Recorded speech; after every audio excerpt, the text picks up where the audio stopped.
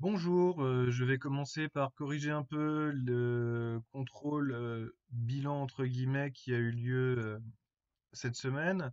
Alors j'ai été prendre les exercices sur le brevet des collèges de Grèce en 2019, donc c'est tout frais. On commence par le plus sympathique ou presque, en tout cas le plus facile, celui sur les probabilités. Alors, commençons par écrire tous les nombres possibles issus de cette expérience. C'est un truc que vous n'avez pas encore forcément bien vu. Soit vous les listez à la main en faisant un petit tableau, par exemple. On a comme possibilité d'obtenir pour la première roue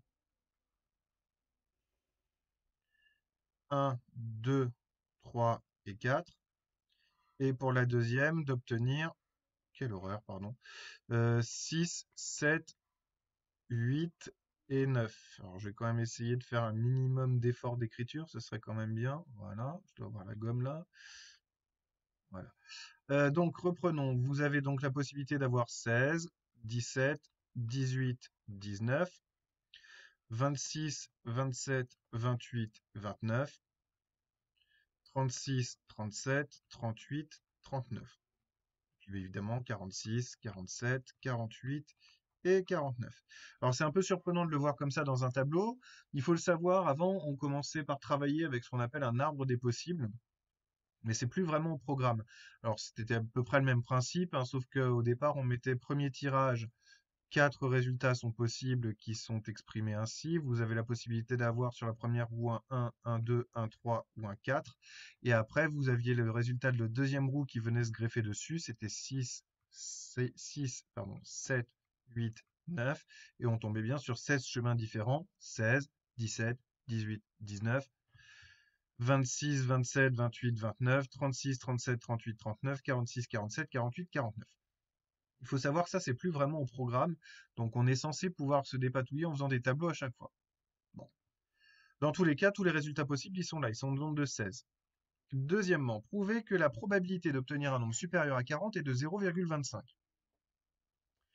Les résultats étant équiprobables. Comme on le sait, parce que la probabilité d'obtenir chacun des secteurs de la roue est la même. Donc, on a une situation d'équiprobabilité. Il faut le préciser en précisant que les secteurs sont les mêmes et que les tirages sont indépendants. Donc ça, vous verrez ça au lycée.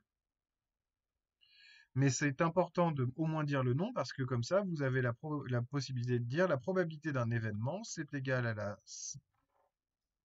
c'est égal au rapport entre les issues possibles qui réalisent A, et la totalité des issues possibles. Des issues qui réalisent A, c'est des issues, ici, d'après l'événement qui est demandé, nombre plus grand que 40. Autrement dit, c'est ces 4 issues qui sont là.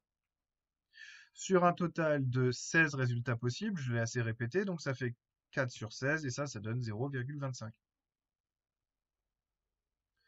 Troisième question, quelle est la probabilité que Mathilde obtienne un nombre divisible par 3?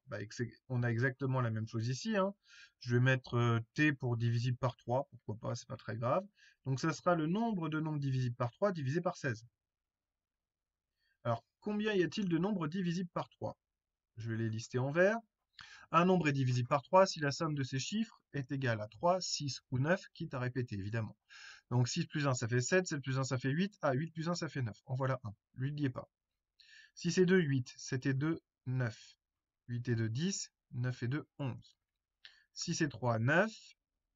Et puis évidemment, celui qui est 3 plus loin est divisible par 3 aussi.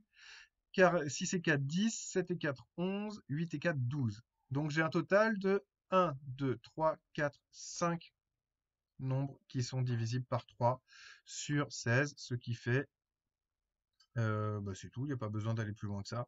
La probabilité d'avoir un nombre divisible par 3, elle est de 5/16.